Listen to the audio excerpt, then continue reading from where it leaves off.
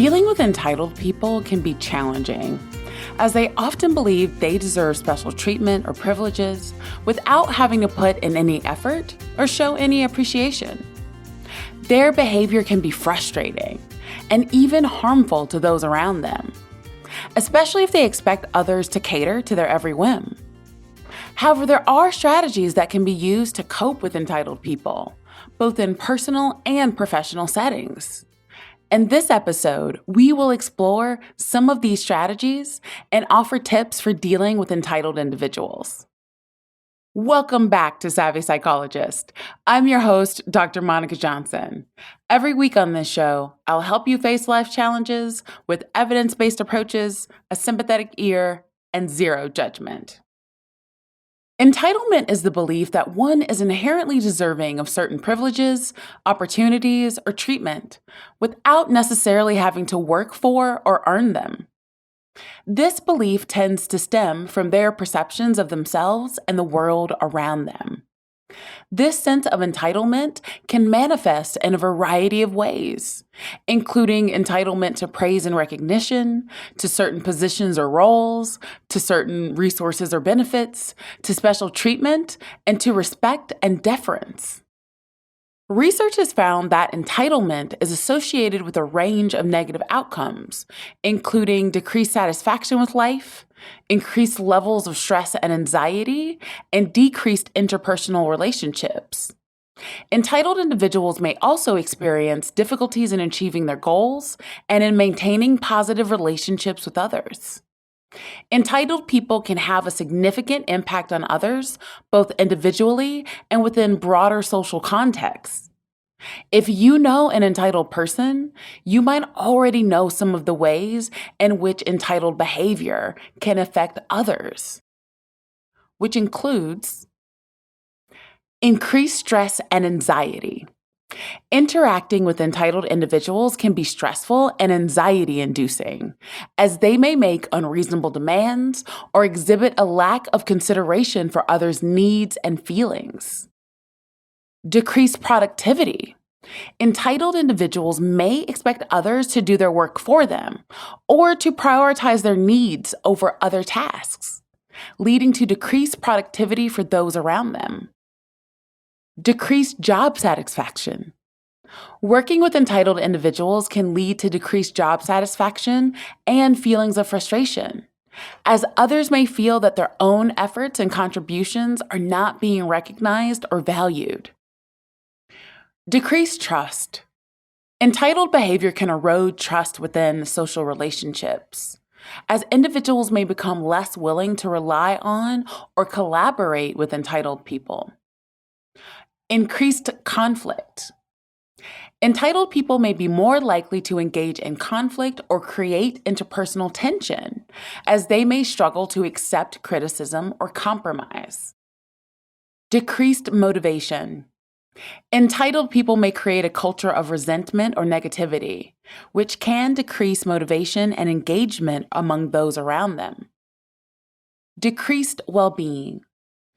Entitled individuals may create an atmosphere of negativity or hostility, which can lead to decreased well-being and feelings of dissatisfaction among those around them. Overall, the impact of entitled people on others can be significant, and it's important to recognize and address entitled behavior in order to promote healthy and productive social relationships. The first step in dealing with entitled people is to recognize the signs of entitlement. As you all know if you listen to this show, awareness is a skill. Entitled people often believe that they are special or unique in some way and expect others to recognize this. They may demand special treatment or privileges, expect success or recognition without putting in any effort, and show a lack of empathy towards others. Some other common signs of entitlement include expecting others to meet their needs without considering the needs of others, refusing to take responsibility for their actions and blaming others for their problems, feeling resentful or angry when things don't go their way, acting as if they are always right and others are wrong, belittling or criticizing others for not meeting their expectations, refusing to listen to feedback or constructive criticism. Recognizing these signs can help you identify entitled people and develop coping strategies for dealing with them.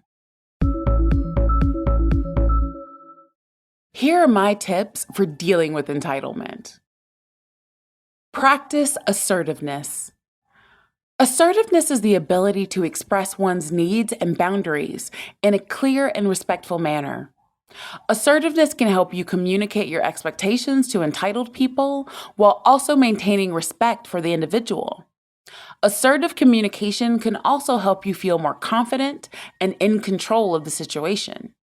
You may feel the urge to be passive with entitled folks, as your default may be to avoid further conflict. However, remember that conflict is not inherently bad.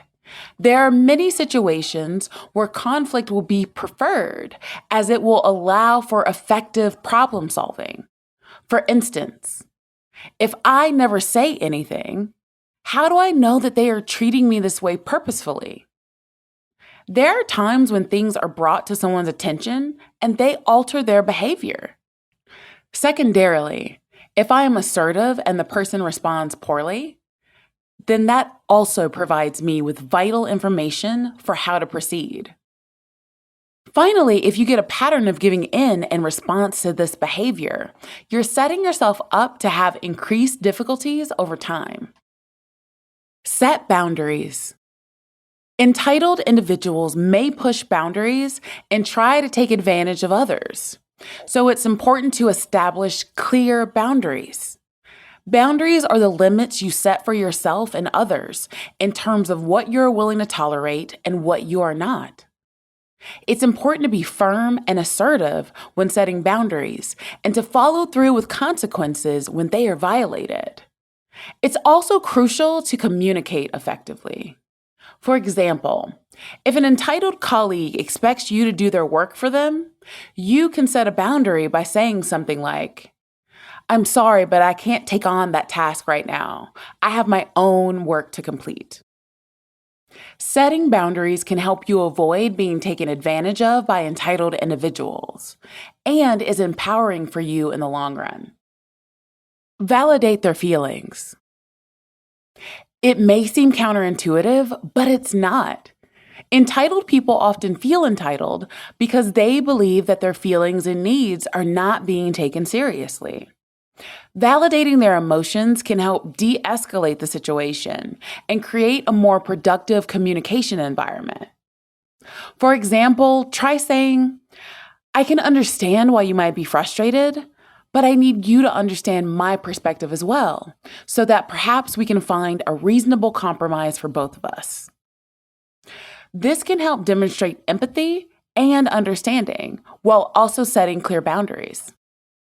Avoid reinforcing entitlement.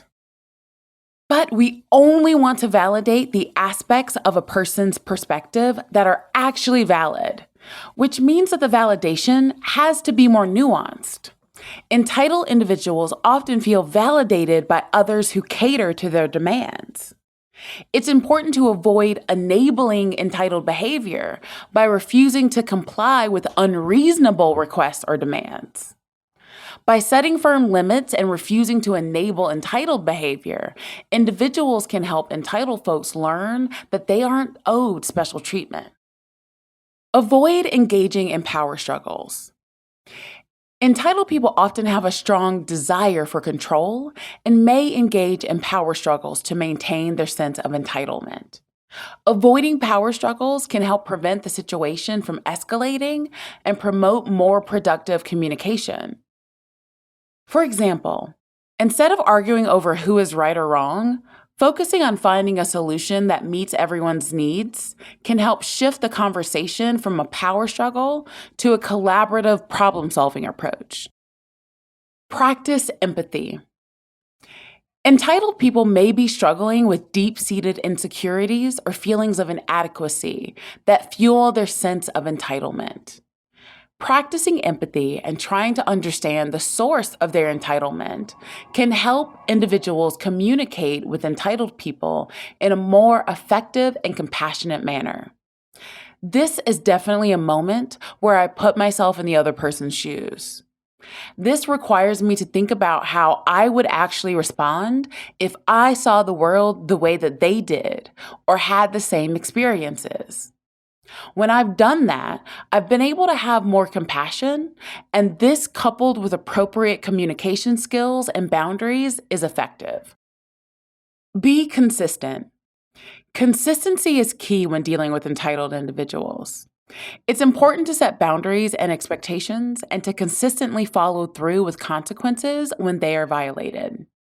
This can help entitled individuals understand that their behavior has consequences and that they must respect the boundaries and expectations of others.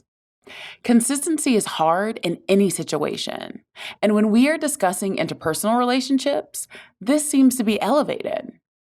It can be tiresome initially, but you really do have to be a broken record and mean what you say to people. Practice self-care.